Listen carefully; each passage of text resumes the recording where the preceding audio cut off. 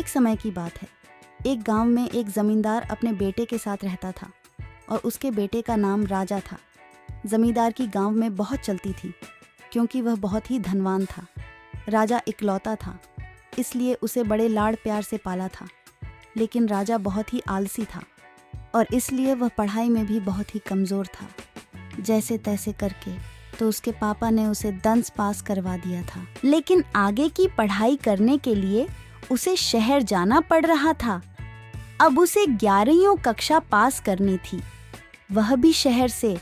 उसने 11वीं कक्षा भी किसी तरह नकल करके पास कर ली, लेकिन अब उसे 12वीं कक्षा पास करनी थी।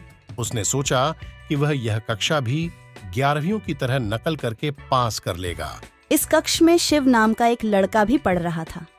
वह बहुत ही करीब था। वह पढ़ाई के बाद काम करता ताकि उसकी पढ़ाई का खर्च निकल सके और रात्रि में सड़क की लाइट के नीचे पढ़ता था। राजा और शिव बहुत अच्छे दोस्त बन गए। अब दोनों एक साथ ही रहने लगे। शिव के साथ रहने लगा तो उसे पढ़ता हुआ देखा तो वह भी पढ़ने लगता और वह धीरे धीरे शिव के सारे गुण राजा में आने लगे। और राजा ने अब बदमाश बच्चों के साथ रहना छोड़ दिया और राजा का मन पढ़ाई में भी लगने लगा।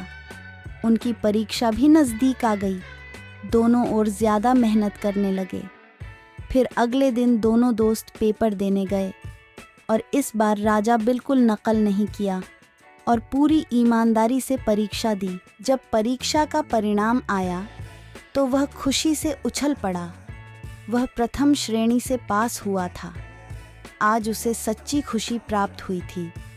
इस कहानी से हमें यह सीख मिलती है कि हमें परिश्रम करना चाहिए। हमें उसका फल ज़रूर मिलता है और अच्छे लोगों के साथ दोस्ती करनी चाहिए।